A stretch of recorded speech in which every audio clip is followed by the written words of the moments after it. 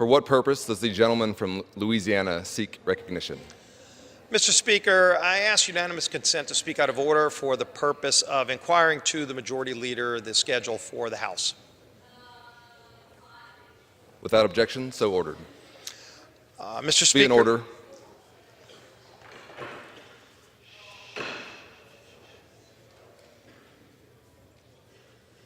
Members will please take their conversation off the floor.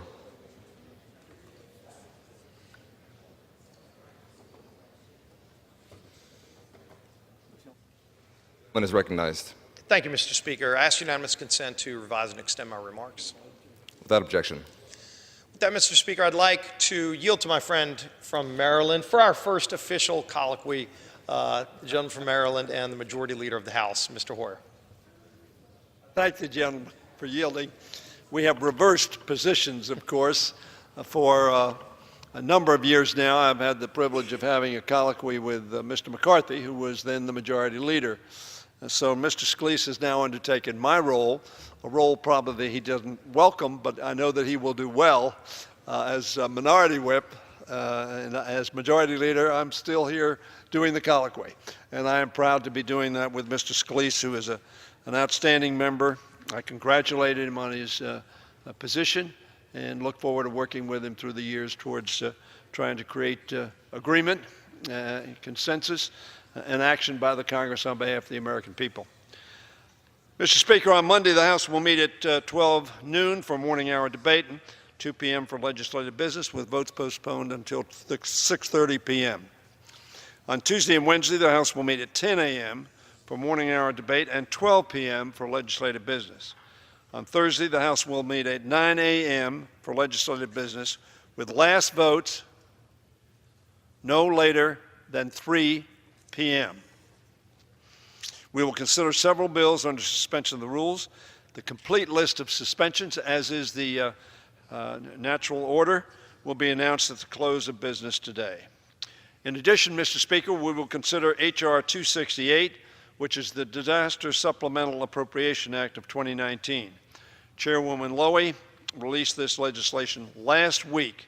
It will provide relief and recovery assistance for Americans affected by recent hurricanes, some of which were historic in their power and devastation, wildfires, typhoons, and other natural disasters. Mr. Speaker, we will also consider additional legislation related to fiscal year 19 appropriations. We are on day 21 of this shutdown, and House Democrats will continue to work so that it comes to end as soon as possible. Members are also advised that additional legislative items are possible. And I might add to that, it is possible that we will deal with 1, 2, or 3 of the appropriation bills that haven't been passed, but it is also quite possible, and hopefully will, deal with the balance of appropriation bills which have not been enacted. We will have to see what transpires over the next 24, 48, 72, 96 hours, but hopefully we will be able to move forward to get our federal employees back to work. I yield back to my friend. I thank the gentleman from Maryland. Appreciate the kind remarks, and would return those as well. You're well versed at this process, a noble battler in the debate and of ideas. I look forward to having continued conversations about not only the areas where we may have some differences, but how we can find common ground. And you are very good at working with both sides to find common ground. And obviously right now we're in the middle of one of those differences that hopefully can get resolved. And as we've been in these meetings at the White House with the other leaders, both House and Senate, Republican and Democrat, the unfortunate thing is that we've been at an impasse. President, through his Department of Homeland Security, has made a formal request and a detailed request for the amount of money it will take to secure our border, to properly give our agents, the people that are risking their lives to keep our country safe, the tools they need. It requires a lot of things. It might require more Border Patrol agents, more tools and technology, but clearly also physical barriers. It seems to be the area where we've had an impasse. I know that as the President put a formal offer on the table, backed up by the experts at the Department of Homeland Security for what it will take to secure the border. Up until this point, we haven't seen a formal proposal response to counter that offer. If, in fact, your side does agree that we need to secure the border, the President's made a formal request that came from our experts at the Department of Homeland Security. The only offer I've seen put on the table is the Speaker's offer, and I'm not even sure if it was serious, when she said she would support $1. Now, I know the gentleman from Maryland would hopefully recognize that $1 is not a serious counteroffer. The President's had multiple meetings at the White House and has continued to extend an invitation that whenever there is a serious counteroffer that can be backed up with an explanation of how that can actually secure our border, if in fact that's the objective of the other side. Can the gentleman from Maryland share with me when that counteroffer will be made, when a formal, serious proposal to get our government back open and secure our border will be put on the table? Well, And I thank the gentleman for his observations. Of course, as the gentleman knows, we have and continue to be, and are today even more so, concerned about the fact that the President of the United States has taken hostage the government of the United States and shut it down. As a result, what we have asked for, before we get into serious negotiations, let us open up the government. For after all, when we're going to border security being a focus, nobody that is protecting the borders for the United States of America is getting paid. The morale is low, the apprehension is high, and we believe very, very strongly that the first step we ought to take is open up government. Then, as the gentleman well knows, we have articulated on numerous occasions, and I hope the gentleman believes we're honest, and when the gentleman reviews the record of when we were in charge of the House and the Senate, that we made very substantial investments in border security, as I think probably the gentleman knows. Furthermore, we have been ready to support and offered the bills that the Republicans have passed. And in fact, I think the Majority Leader at one point in time, the Minority Leader in the Senate, said that he would accept the number that the President suggested. And we made some counteroffers. They were rejected. In fact, Senator McConnell believed he had an agreement with the President on keeping government open. He sent us a bill to do just that in the waning days of December.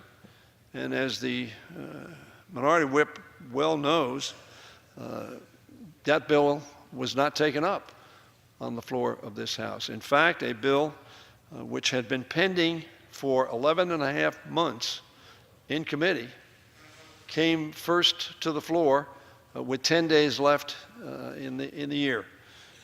That bill included a number far above the number that the President originally asked for and far above any number that had been discussed.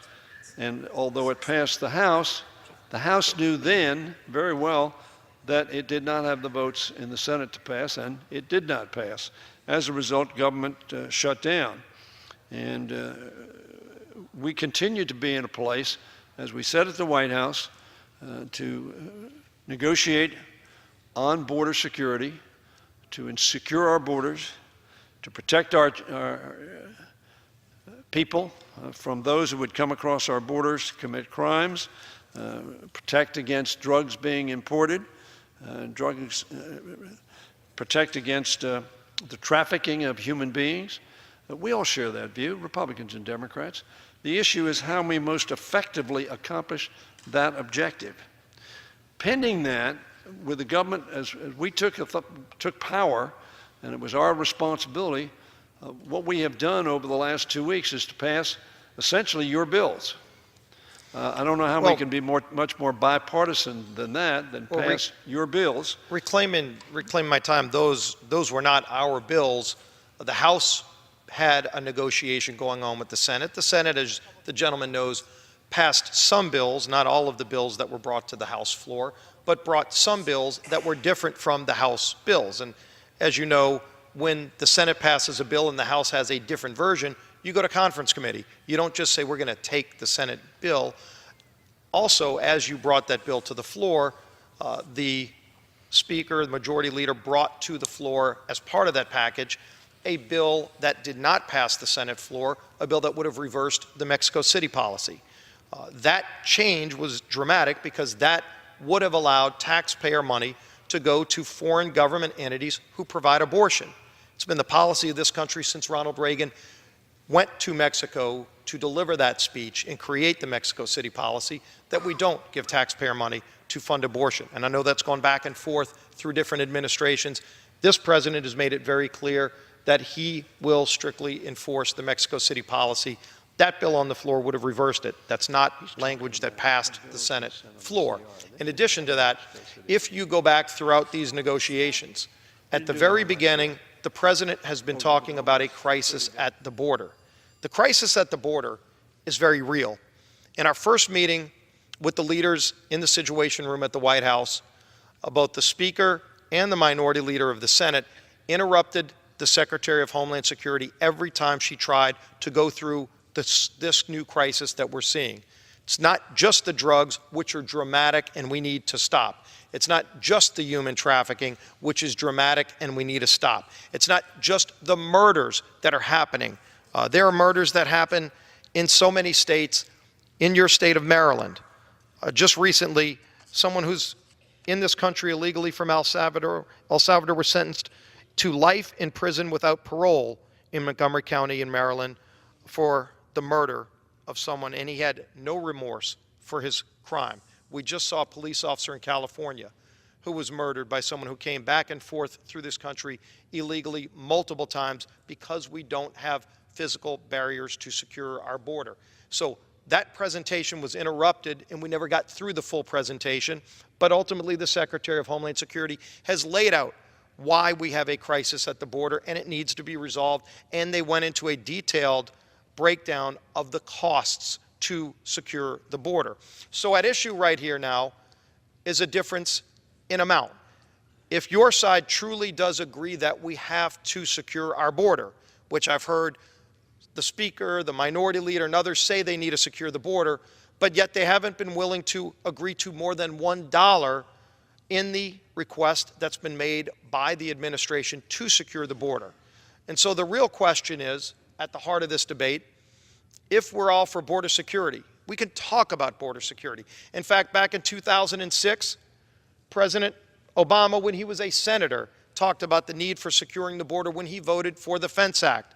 The Minority Leader, Mr. Schumer, at the time, voted for the Fence Act. That language, the language, and you can call it whatever you want, a fence, a wall, cement, steel slats, but ultimately it's law, language that allows what can and can't be built. The language that the Minority Leader, Mr. Schumer, at the time, voted for in 2006 would have given the Department of Homeland Security many of the tools they need in language, but not the money. And so now we're at a point where if it's all of a sudden he's against that kind of physical structure that he was for in 06, he ought to explain why. And so should others who have maybe changed their position. But if the language in 2006 would give the Secretary of Homeland Security the tools they need and the authority they need to actually start securing the ports of the border that are between ports of entry. We have ports of entry, and everybody knows where those are. And we, by the way, stop a lot of really bad people from coming into our country at ports of entry. What we don't know is how many people come through the areas where we have no ports of entry, where we have no borders. Everybody recognizes that you can't just stop people at the points of entry and then have no protection in the hundreds of miles. We're talking about over 500 miles of unprotected area of this country on the southern border where there is a crisis that's growing every single day. And if we acknowledge that, now I know the Minority Leader and the Speaker went on TV the other night and said it's a fabricated crisis. How could you call this a fabricated crisis? When you see deaths, when you see over 90% of the heroin that comes into this country and kills Americans every single day is coming across our southern border. That's not a fabricated crisis.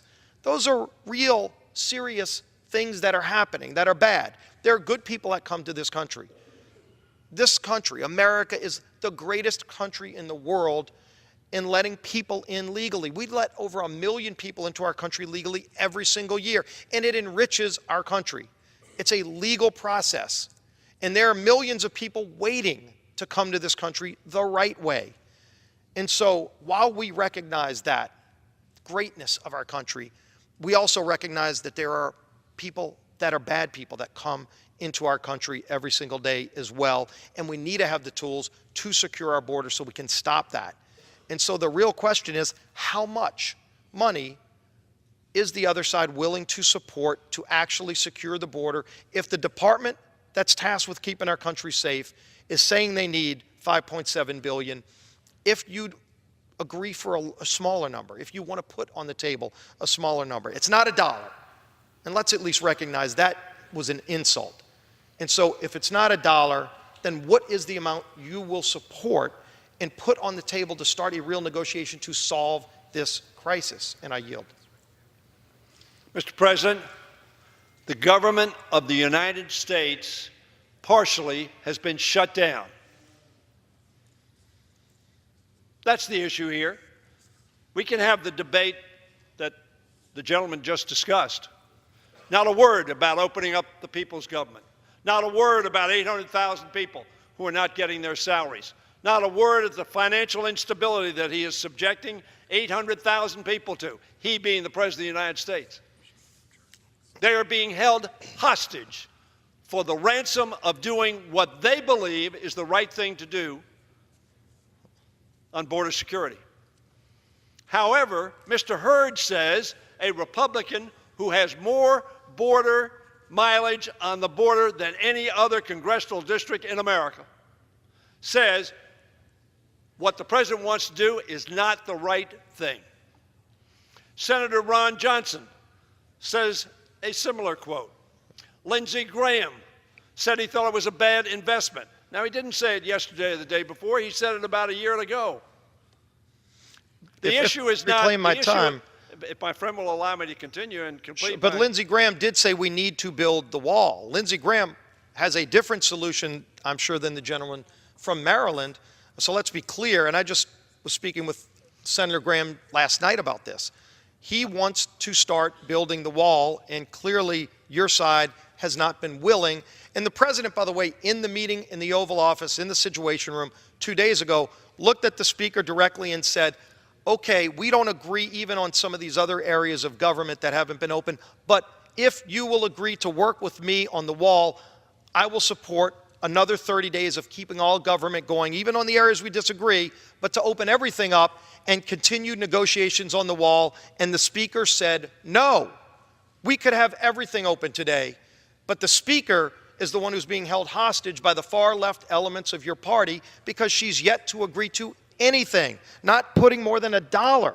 She said on TV last week she'd support $1. That's an insult. And I have yet to see in any of the meetings I've been in her willingness to support more than that.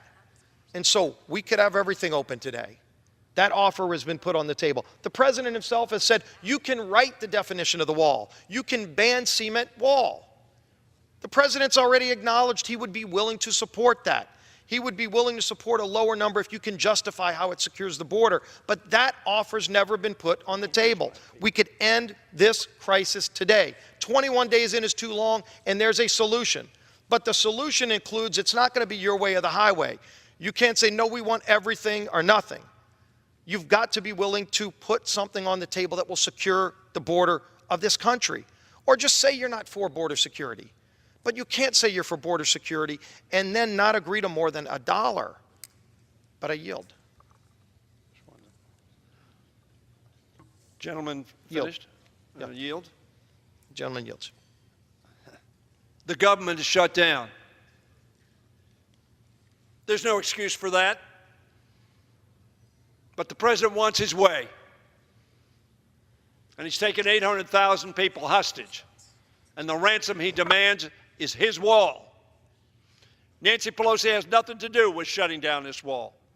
We have passed bill after bill over the last 2 weeks to open up this government.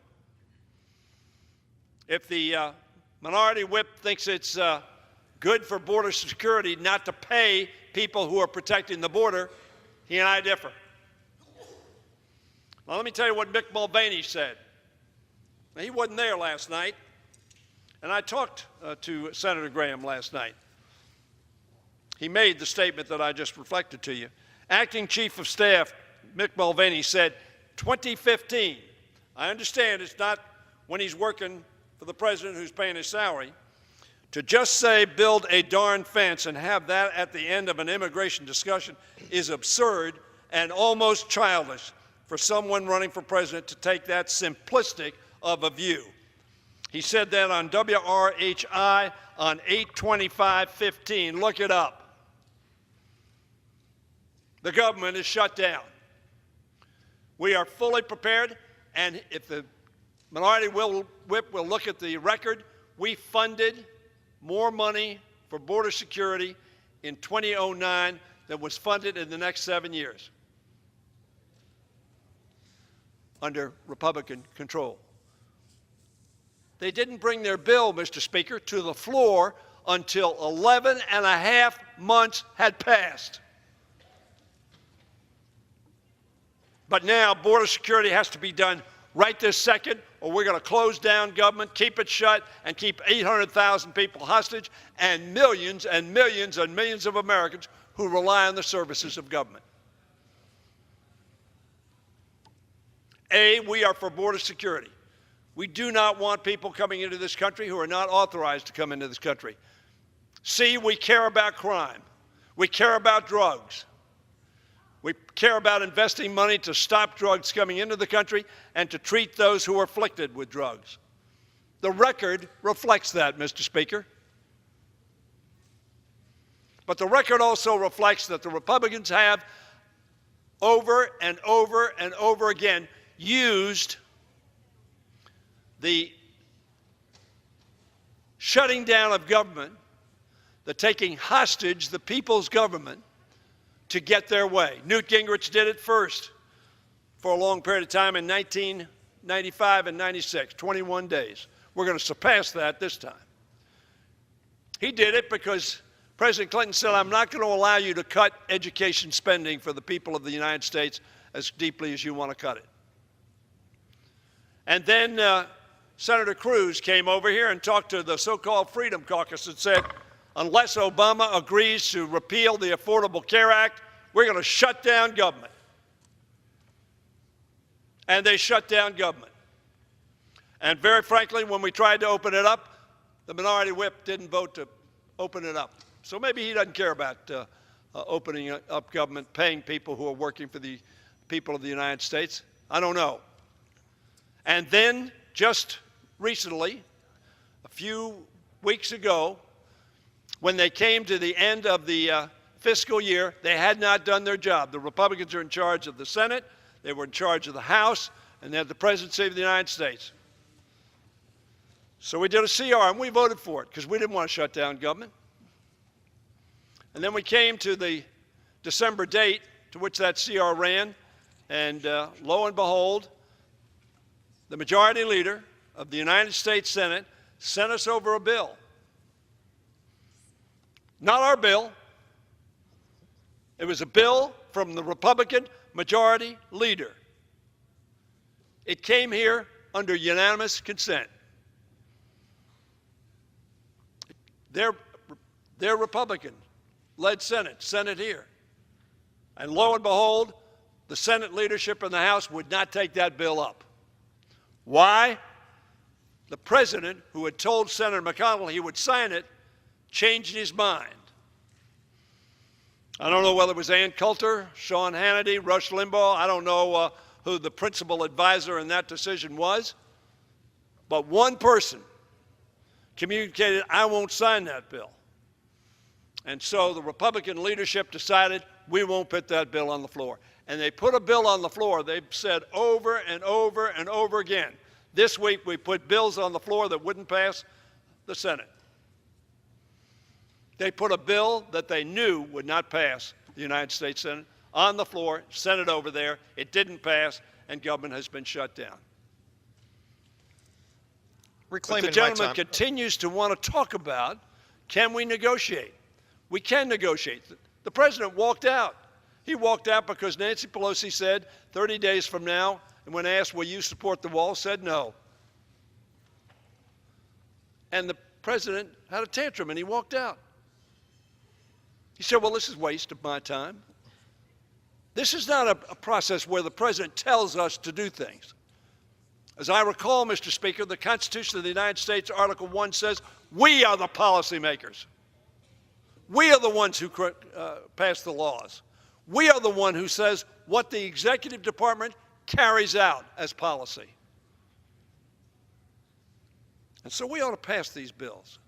And then, yes, we ought to deal honestly and openly and together to make sure the borders are secure. The gentleman said the immigration system does not work. It's broken. He's absolutely right. And the Senate 5 or 6 years ago passed a bill in a bipartisan way with over 62 votes, 14 Republicans, and sent it to the House under Republican leadership 6 years ago.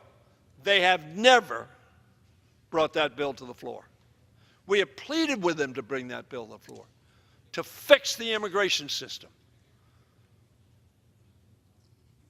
It has never come, Mr. Speaker, to the floor of this House.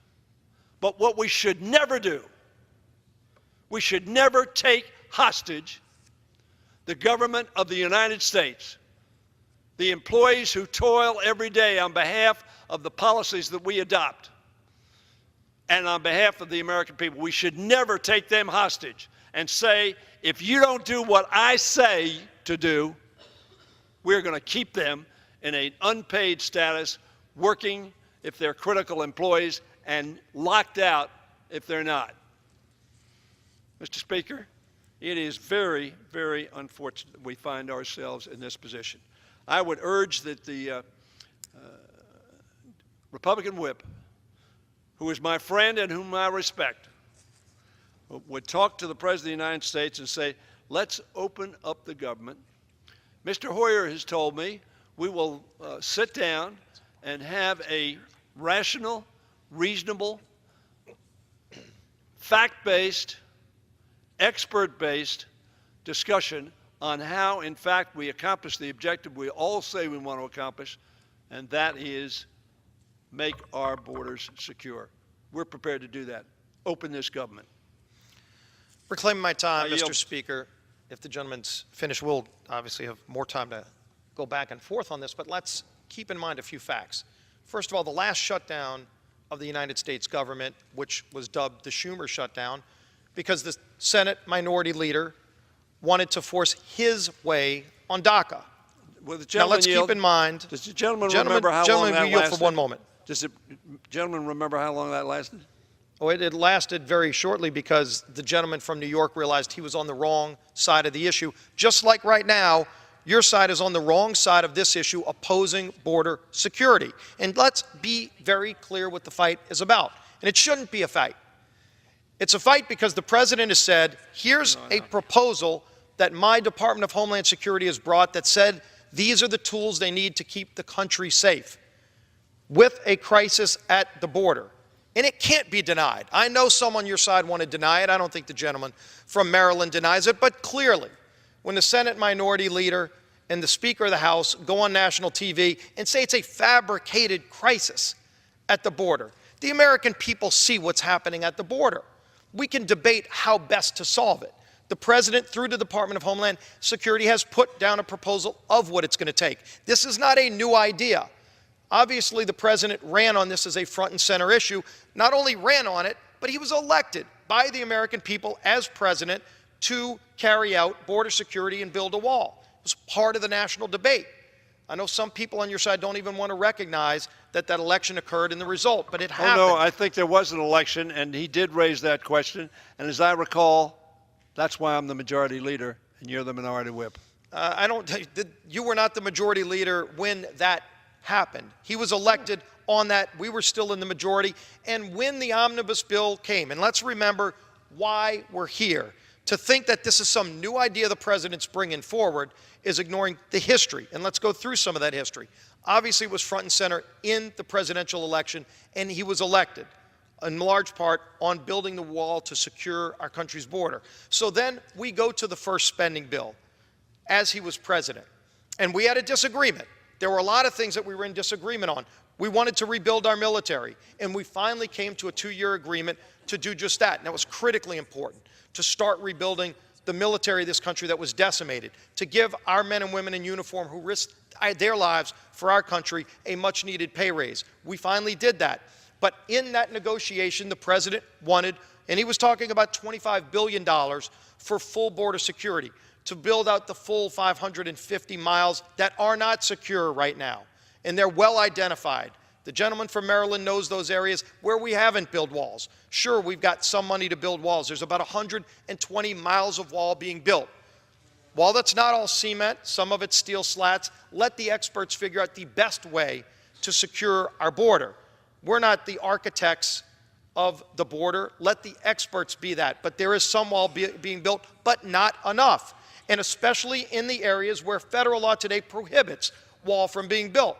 In fact, you want to know how ridiculous some of the laws are right now that we're trying to change? Federal law prohibits the president from building walls in the most cost-effective way, in the most efficient way. Why would we have those kind of prohibitions in law? We passed a bill through the House before the shutdown happened. You voted no. A lot of your side voted no. I think all of your side, in fact, voted no. But it was a bill the president would have signed that would have given him the tools he needs to secure the border, and it went over to the Senate. And the reason it didn't get to the president's desk is not because there wasn't Republican support. They have a 60-vote rule in the Senate. I can disagree. You might even disagree. I don't know. I disagree that on appropriations bills, they should at least let the majority rule so we can properly govern this country in a more efficient manner. But they have a 60-vote requirement. And so the Senate minority, the Democrats in the Senate, all voted together to block it. And that led to a shutdown. That bill would have kept the government running and secured the border. But Democrats voted no. In the House, Democrats voted no in the Senate. And so we have a shutdown. And so how are we going to get out of this? How are we going to get it resolved? We could talk about hostages. We could talk about the people on your side of the aisle that refuse to support any border security with a dollar amount behind it. You can use words all day, but words don't secure our border. Borders secure our border. Walls and barriers secure our border. The president has said you can call it and define it whatever you want. He's been very flexible in wanting to negotiate, but in every one of those meetings, there has not been a counteroffer put on the table by your side. And so if we want to resolve the crisis, it involves both sides coming together. You've got the president already out there publicly in our meetings saying he's willing to negotiate and come into a different place. Work with your side to come up with definitions, to come up with a different dollar amount. But it's got to end in securing our border. If we all agree on that, it has to end in the actual language and dollars to accomplish that objective. And when the president said, I'll give you 30 more days, even though we don't agree on some of these other things, I'll agree to sign that into law if you'll agree to work with me on the wall. And the speaker said no. It was the speaker who said no, not the president. That's why we're at day 21. We didn't even need to be at day 1. We passed a bill out of the House. The Senate killed it because every Democrat voted no. So here we are. Republicans and Democrats, everybody in this room knows how we can solve this problem. But it's not by y'all sitting there saying we're only going to support a dollar and nothing more. Real money has to be put on the table to solve the crisis. Now yield. We could go on, Mr. Speaker. The fact of the matter is the Senate sent us a bill to keep the government open. They passed it unanimously under Republican leadership. The president said he would sign it.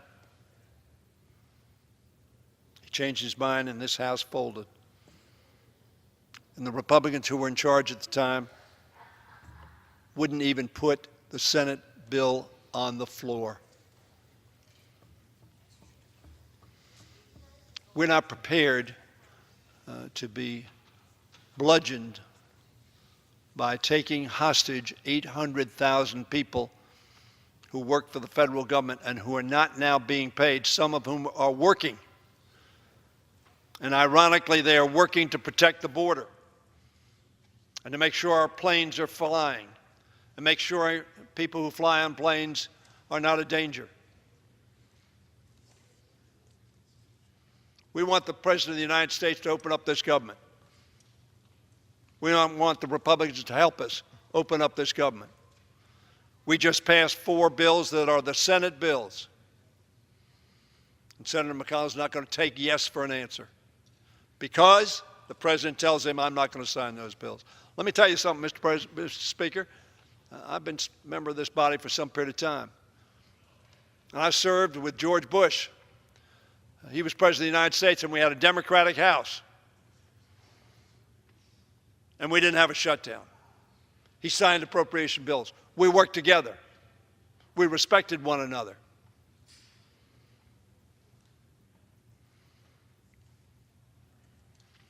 I would hope, Mr. Speaker, in closing, that the whip would, in fact, help us open up the government. And then we're prepared to sit down. He knows me, and talk about how we make our border secure and protect our people. And yes, give humanitarian services to those who are seeking asylum, running from violence and mayhem and murder. We're prepared to do that. We want to do that.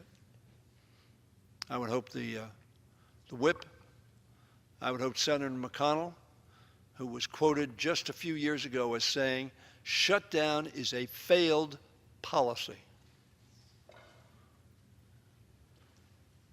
Shutdowns ought not to occur. Adults who are responsible ought not to allow that to happen. Realizing full well that in order to preclude that from happening, compromise is absolutely essential on both sides. President Trump is the President of the United States. We have to work with him to compromise, to come to agreement. But there are an awful lot of Republicans. I quoted Will Hurd, I quoted Ron Johnson, I quoted some other Republicans, an awful lot of Republicans that think the president has the wrong idea. And frankly, as Mr. Mulvaney said during the course of the campaign, it wasn't a very realistic idea. But that aside, it is time for us to open up the government.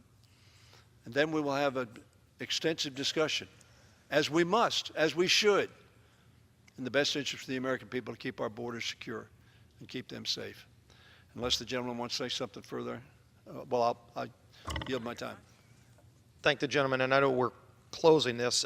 I do want to go back last year when the president signed the omnibus bill to keep government open. At that time, he said this won't happen again. He laid down a marker last year that, okay, he'll go along with a bill that's far short of what he needs to secure the border, but he wasn't going to do it again. That was a year ago. And so everybody has known that this issue is going to have to get resolved because lives are at risk. The president, like we did, took an oath to protect this country. That's what this is about. We surely want to open up all areas of government, but keeping the border secure is part of that. And so when the president signed the bill last year, he said it's not going to happen again. Now, obviously, when we came to this year, there were some people telling the president the votes weren't there to put the money in place to secure the border. In fact, the now speaker, when she was minority leader, went to the White House and told the president, the votes aren't there in the House to fund your request for the wall. How many Republicans were in the House at that point in time? We had over 218, clearly. And in 240 plus. Well, good for you, and obviously things have changed. But when the minority leader then told the president the votes weren't there to fund the wall, maybe the president took her at her word and thought that was an accurate assessment of the House. It turned out she was wrong. We passed the bill to fund the president's request. The House had a difference with the Senate. It's surely not the first time in this country's history where the Senate passed one bill that was short of what we needed to secure the border, and we came back and passed a bill to fully fulfill the president's request to secure the border. And so we ended up at an impasse. Not because there weren't enough Republican votes, but because there were no Democrat votes to do that. And so now we're here today. And let's talk about quotes. You want to quote Republicans. I'll quote a Democrat. I won't tell you who it is first.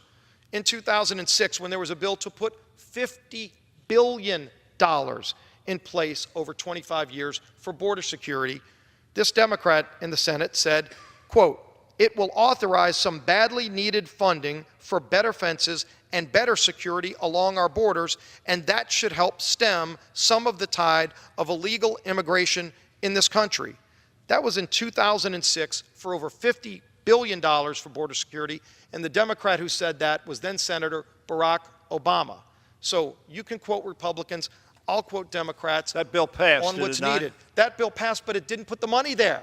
And that's why we're here. Did you and bring again, it up? you can talk and give great speeches and say we need $50 billion, but if you don't appropriate the $50 billion, the money's not there to actually build the fencing that's needed. Was that and so bill now brought up we in the need House? to talk about how to fund the wall, how to fund the structure. Call it what you will, and again, the president himself has said you can title it however you want. You can ban cement fencing. But at the same time, what Barack Obama and Chuck Schumer voted for in 2006 is the authority to build what's needed, but they didn't put the money there. It's time to finally back up the words. It's hot air unless you put the money on the table. And so the money has been put on the table by the Republicans, at least an offer, backed up with real data of where the money would be spent to secure this country. There has not been a counteroffer. And so let's talk now about the final issue, and that is adjournment. I know later today the House will be voting to adjourn. Last week, the House under Democrat majority, as you proudly talk about the fact that y'all are in the majority, y'all voted to adjourn. We voted not to adjourn. We should stay here to get this job done, to finally have a real negotiation, to solve our differences. We can solve our differences, but we're not going to solve them by continuing to adjourn every weekend when we should be negotiating and getting the government back opening and securing the border. If on this final thought, would the gentleman address the motion that will be made later to adjourn that we oppose? The gentleman has And a different concept of negotiating than I do. If somebody takes somebody that I care about hostage and says, now I want to negotiate with you, it's not negotiation, that's a demand. If you don't do it, I'm going to harm people. When you said the President of the United States said, this is the last time I'm going to open up government, I'm going to sign a almost overwhelmingly supported piece of legislation by Republicans and Democrats. George Bush never did that. I don't ever remember Ronald Reagan doing that, or George H.W. Bush doing that, or Bill Clinton doing that. And they did it when it was a close vote, but not when it was overwhelming that we ought to open up a government.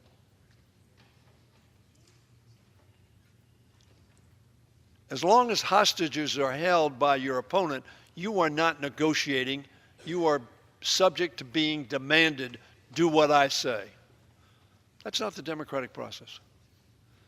And it is harming literally millions, tens of millions of people in the process in order to get his way.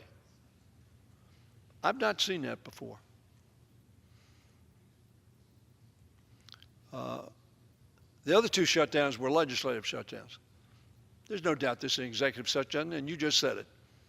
I'll never sign something like this again unless it gives me what I want. Frankly, that's what we saw in the negotiations over the 3 days we were there. The last day, of course, was about a 10-minute day, but because the president stomped out. Mr. Scalise, all I can tell you is I share your view of the objective, but because we don't agree with the same ways and means to accomplish that objective, shutting down government ought not to be the alternative. The alternative ought to be keep talking and getting to a place where I think you and I both want to get, where these borders are secure, where people are not being transported across it for human trafficking purposes, where murderers don't come across the border. But there's a surge right now across our border. And that surge is of mostly mothers and children seeking asylum, coming to ports of entry, not across any fences or borders, coming to ports of entry. Border guards telling us they're turning themselves in. They want to, because they are seeking refuge from a country that has purported to be a country of refuge. It raises a statute in New York Harbor to send that message. But we need to make them known to us when they come into the country. We agree on that. So rather than all this rhetoric back and forth, Mr. Speaker, it is a simple proposition. Senator McConnell has said unless the president says he will sign an opening up of government, he won't put it on the floor. That's the only person who's stopping it, because we've sent bills. Mr. Cole of your side said, I don't like the bills because they're only Senate bills. We don't like them either. But we like less government being shut down. We like less 800,000 people being put at risk. We like less the anxiety that we are causing our federal employees in terms of the financial stability of their homes and their ability to put food on their tables and pay their mortgage and pay their rent. Surely we ought to be able to come to agreement that that is not what we ought to inflict to get our way. I hope we open up on government. I yield back. Thank the gentleman from Maryland. And when you look at the women that are coming across through this trek to try to cross the border, first of all, asylum has been offered by Mexico to all of the people as part of that caravan. Thousands of people were offered asylum, work permits, turned it down. There is a legal way to seek asylum. It seems to me if another country offers you asylum and you want to leave your country, you take the asylum, but they turned it down. But the women that are coming over, Doctors Without Borders has done a study and said that over 30% of the women that are on this trek have been sexually assaulted or worse. We should all want to address this crisis. There's a way to solve the crisis. If we talk about hostages, both sides can use terms, but when the President of the United States in the White House looks at the Speaker and says, I will sign a bill that contains things that we have yet to negotiate, that I don't agree with, I'll sign it, if you agree to keep negotiating, and the Speaker of the House said no, that's the my way or the highway approach. That's wrong. The President has put multiple things on the table, has offered to negotiate on terms, on dollars, on every front, and not one counteroffer. That's got to change. We can solve this crisis, but it's going to involve both sides being willing to put something on the table to solve the border security crisis. And I hope we can get there, and we will keep working at it. And I appreciate the comments and the thoughts of the gentleman from Maryland, and I truly do believe that he wants to solve this. We have some differences. Let's keep working and get it done. I yield back. The gentleman yields back.